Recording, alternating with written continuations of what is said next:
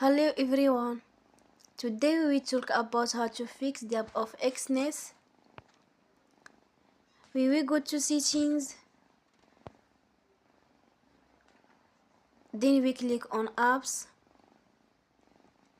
After that you will search the app Exness and you will click.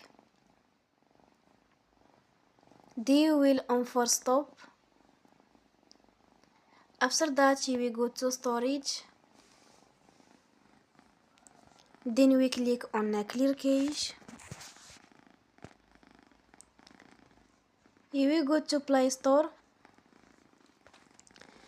and you will update your app. Don't forget to support us by like and subscribe.